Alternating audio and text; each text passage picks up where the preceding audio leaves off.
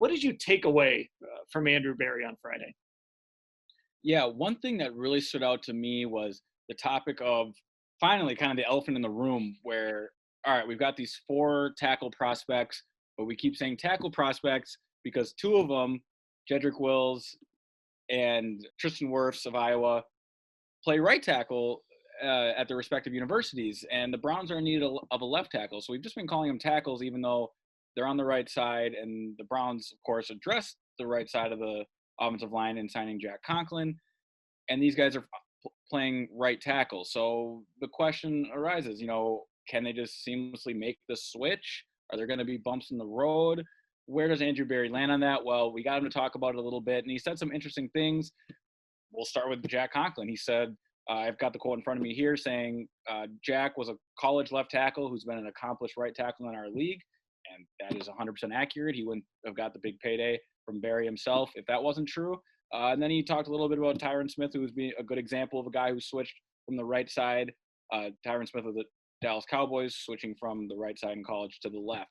You got to really get these prospects in-house and figure out, which they can't do, all things considered, but you have to figure out how they tick, how fast they can process their muscle memory going along with their photographic memories, if you will.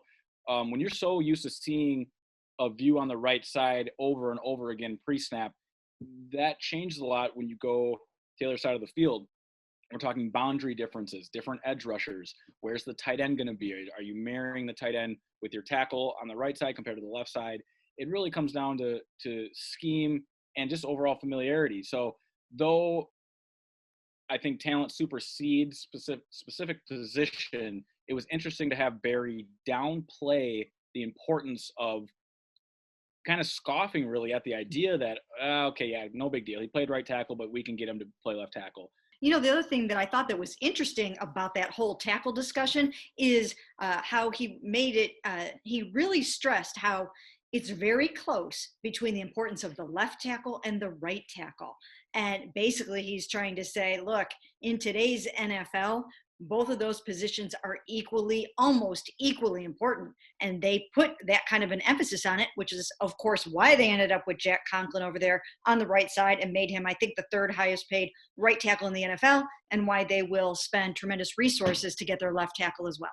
I mean, he really pushed back on the idea of switching sides being a problem and basically called it an old way of thinking, and Mary Kay, you mentioned it, they put pass rushers all over the place in the NFL now.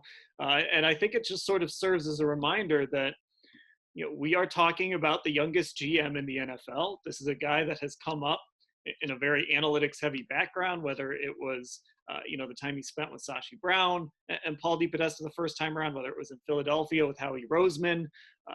You kind of go through that tree a little bit and you see how this GM views the game. Yeah, you know what, though? I will tell you that in talking to some of the players about it, some of those guys are not so confident that it will be such an easy and smooth transition and that it will be seamless. Now, a guy like Andrew Thomas, when I talked to him about it, he's completely confident that he can go from the right side to the left side, back to the right, inside, out, whatever you want him to do.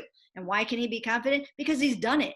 Then I talked to another guy like a Jedrick Wills, and he talks about how it's a shift in your thinking. It's a shift in the way you look at things. It's footwork, it's handwork, it's your brain. It's just everything on like driving. I likened it to driving on the other side of a car. And so I think for some guys, it's not an issue whatsoever. Other guys, it might be a little bit. Mary Kay, Ellis, Scott Patsko, and me will text you a few times a day with the inside scoop and analysis on the Browns. We text you breaking news.